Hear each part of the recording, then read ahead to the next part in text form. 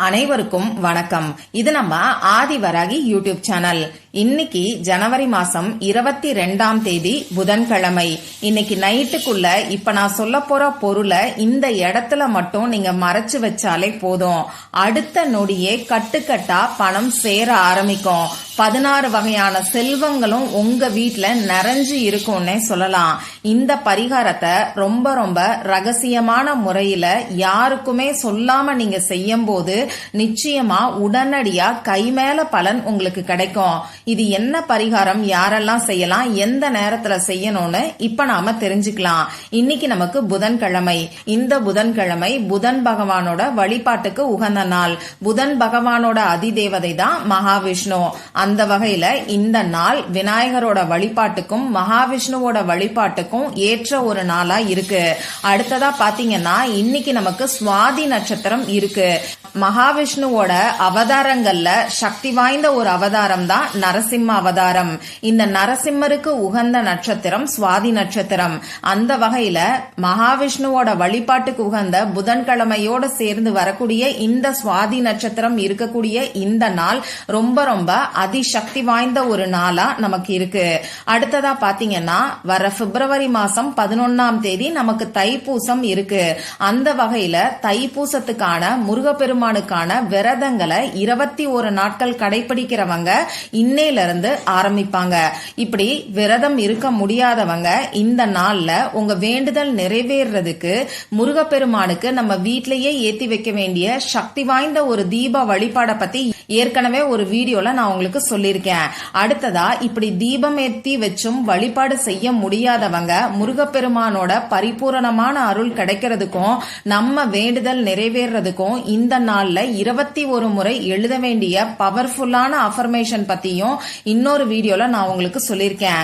இந்த 2 வீடியோவோட லிங்கையும் இந்த வீடியோவோட எண்ட் ஸ்கிரீன்லயும் மேல ஐகார்ட்லயும் நான் உங்களுக்காக கொடுக்கறேன். விருப்பம் இருக்கிறவங்க செக் பண்ணி பாருங்க. இன்னைக்கு நமக்கு சுவாதி நட்சத்திரம் இருக்கு.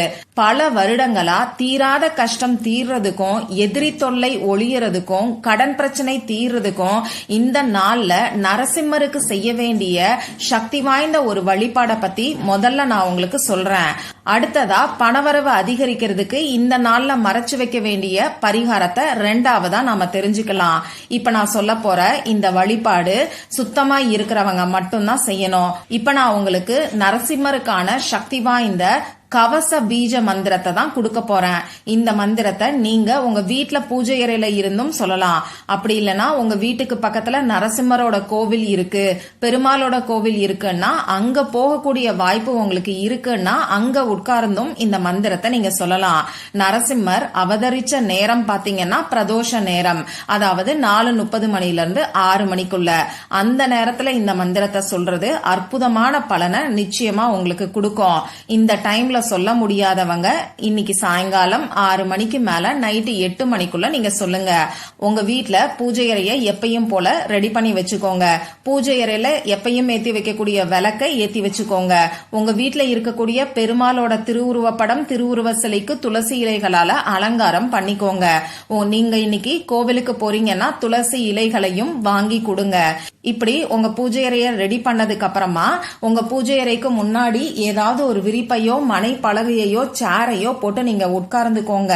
உங்க குலதெய்வத்துக்கிட்டையும் நரசிம்மர் கிட்டையும் மனசு உருகி உங்களுக்கு இருக்கக்கூடிய கடன் தீரணும், எதிரி தொல்லை நீங்கணும், கஷ்டம் குறையணும்னு சொல்லி மனசுருகி பிரார்த்தனை செஞ்சுக்கிட்டு இப்ப நான் ஸ்கிரீன்ல கொடுத்திருக்கக்கூடிய மந்திரத்தை குறைஞ்சது 11 முறை நீங்க சொல்லுங்க.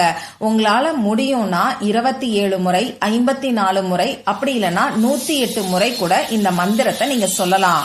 அந்த மந்திரத்தை இப்ப நானும் உங்களுக்கு சொல்லி காமிக்கிறேன். உக்ரம் வீரம் மகாவிஷ்ணும் ஜ்வலந்தம் சர்வதோமுகம் நரசிம்மம் பீஷணம் பத்ரம் மிருத்யோர் மிருத்யும் நமாம் யகம். இதுதான் அந்த மந்திரம். இந்த மந்திரத்தை சொல்லி முடிச்சுட்டு திரும்பியும் ஒரு தடவை நரசிம்மர் கிட்ட மனசுருகி பிரார்த்தனை செஞ்சுக்கோங்க. கோவில்ல உட்கார்ந்து இந்த மந்திரத்தை சொல்ல போறீங்கன்னா எந்த ஒரு எண்ணிக்கை கணக்கும் நீங்க வச்சுக்க வேண்டாம். அதே மாதிரி கீழே வெறும் தரையில உட்கார்ந்தே கோவில்ல நீங்க சொல்லலாம். விருப்பு விரிக்கணுங்கிற அவசியம் கிடையாது. சரி, அடுத்ததா 2வது பரிகாரம். இப்ப நான் சொல்ல போற இந்த பரிகாரத்தை நீங்க உங்க வீட்ல இருந்து மட்டும்தான் செய்யணும். மத்தபடி நமக்கு வேற எந்த விதமான கட்டுப்பாடுகளுமே கிடையாது. அதாவது பெண்களுக்கு பீரியட்ஸ் டைமா இருந்தாலும் இந்த பரிகாரத்தை செய்யலாம். பிறப்பு தீட்டு இறப்பு தீட்டு இருந்தாலும் செய்யலாம். இந்த நாள்ல நீங்க அசைவம் சாப்பிட்டு இருந்தாலும் இந்த பரிகாரத்தை செய்யலாம். நான் முதல்ல சொன்ன மந்திரம் சுத்தமா இருக்கிறவங்க மட்டும்தான் செய்யணும். அதே மாதிரி அந்த மந்திரத்தை சொல்றவங்க இப்ப நான் சொல்ல போற இந்த பரிகாரத்தை செய்யலாமான்னு கேட்டீங்கன்னா தாராளமா செய்யலாம். இந்த பரிகாரத்தை பொறுத்தளவுக்கு கடன் பிரச்சனை இருக்கிறவங்களும் செய்யலாம், கொடுத்த பணம் திரும்பி வரணும்னு நினைக்கிறவங்களும் செய்யலாம். வேலையில சம்பள உயர்வு கிடைக்கிறதுக்காகவும் செய்கின்ற தொழில்ல வியாபாரத்துல லாபம் அதிகரிக்கிறதுக்காகவும் இந்த பரிகாரத்தை நீங்க செய்யலாம். ஆனா பணவரவு அதிகரிக்கணுங்கிற குறிக்கோளுக்காக மட்டும் இந்த பரிகாரத்தை நீங்க செய்யுங்க. மத்தபடி எதிர்மறையான எண்ணங்களையோ குறிக்கோளையோ உங்க மனசுக்குள்ள நீங்க வச்சுக்க வேண்டாம். அதனால பணவரவு அதிகரிக்கணுங்கிற வேண்டுதலுக்காக இந்த பரிகாரத்தை நீங்க செய்யுங்க. இப்ப நான் சொல்ல போற பரிகாரத்துக்கு தேவையான பொருள் என்னன்னு பாத்தீங்கன்னா, கோடு போடாத அன்ரூல்டு பேப்பரை எடுத்துக்கோங்க. கட்டாயமா அன்ரூல்டு பேப்பர் தான் எடுத்துக்கணும். அடுத்ததா இதுல எழுதுறதுக்கு பேனா, sketch pen, marker, glitter pen, இதுல ஏதாவது ஒண்ணு நமக்கு தேவைப்படும். ரெட் கலர்ல இங்கு வரக்கூடிய பேனா, அப்படி இல்லைன்னா கிரீன் கலர்ல இங்கு வரக்கூடிய பேனாவை இந்த பரிகாரத்துக்கு நீங்க யூஸ் பண்ணிக்கோங்க. இவ்வளவுதான் நமக்கு தேவையான பொருட்கள். அடுத்ததா நம்ம வீட்ல சாதாரணமா நாம சமையலுக்கு பயன்படுத்தக்கூடிய வெந்தய டப்பால தான் இந்த பரிகாரத்தை நாம செய்ய போறோம். உங்க வீட்ல இப்ப வெந்தயம் இல்லைன்னா இன்னைக்கு வெந்தயத்தை வாங்கி அதை ஒரு டப்பால கொட்டி வச்சுட்டு அதுக்கப்புறமா இந்த பரிகாரத்தை செய்யுங்க. மத்தபடி உங்க வீட்ல வெந்தயம் இருக்கு, அதை நீங்க தனியா ஒரு டப்பால வச்சிருக்கீங்கன்னா அந்த டப்பாலேயே இந்த பரிகாரத்தை செய்யலாம். புதுசா வாங்கணுங்கிற அவசியம் கிடையாது. இன்னைக்கு இந்த பரிகாரத்தை எந்த நேரத்துல செய்யணும்னு பாத்தீங்கன்னா, நைட்டு 8 மணில இருந்து 9 மணிக்குள்ள புதன்கொரை நேரம் இருக்கு. இந்த டைம்ல நீங்க செய்யலாம். அப்படி இல்லைன்னா சாயங்காலம் 6 மணிக்கு மேல நைட்டு 12 மணிக்குள்ள இருக்கக்கூடிய இடைப்பட்ட நேரத்துல எப்ப வேணாலும் இந்த பரிகாரத்தை நீங்க செய்யலாம். நம்ம சேனலை பொறுத்தளவுக்கு ஒவ்வொரு வாரமும் புதன்கிழமை வெந்தய பரிகாரத்தை நான் தொடர்ந்து உங்களுக்கு கொடுத்துக்கிட்டு இருக்கேன். நிறைய பேரு நல்ல ரிசல்ட் கிடைக்கிறதா எனக்கு பாசிட்டிவா ரொம்ப ஹாப்பியா ஃபீட்பேக் கொடுக்குறீங்க. அந்த வகையில இந்த புதன்கிழமை நாள்ல நீங்க செய்யக்கூடிய இந்த வெந்தய பரிகாரமும் உங்களுக்கு நிச்சயமா கை மேல பலன் கிடைக்கும். புதன் பகவானுக்கு உகந்தது இந்த வெந்தயம். அது மட்டும் இல்லாம இந்த வெந்தயத்துல இருக்கக்கூடிய பசைத்தன்மை நமக்கு பணத்தை காந்தம் போல ஈர்த்து கொடுக்கும். அதனால தவறாம இந்த பரிகாரத்தை ட்ரை பண்ணி பாருங்க.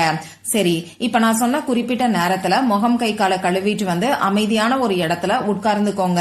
உங்க மூச்சை நல்லா ஆழமா உள்ள இழுத்து வெளியில விடுங்க.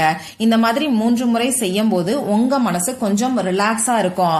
இதுக்கப்புறமா உங்க குலதெய்வத்துக்கிட்டையும் மகாவிஷ்ணு கிட்டையும் நரசிம்மர் கிட்டையும் மகாலட்சுமி தாயார் கிட்டையும் உங்களுக்கு பணவரவு அதிகரிக்கணும்னு சொல்லி பிரார்த்தனை செஞ்சதுக்கு அப்புறமா இப்ப நான் ஸ்கிரீன்ல கொடுத்திருக்கக்கூடிய சிம்பலை பேப்பர்ல நீங்க வரைஞ்சுக்கோங்க.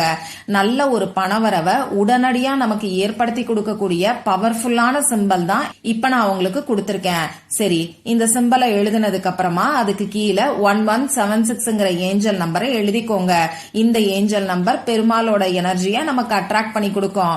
சரி, இந்த சிம்பலை வரைஞ்சுக்கிட்டு அதுக்கப்புறமா இந்த நம்பரையும் எழுதினதுக்கு அப்புறமா இந்த பேப்பரை உங்க இடது கையில வச்சுக்கிட்டு வலது கையால நீங்க மூடிக்கோங்க. இப்போ பணம் உங்களை தேடி வர்ற மாதிரி நீங்க கற்பனை பண்ணி பாருங்க.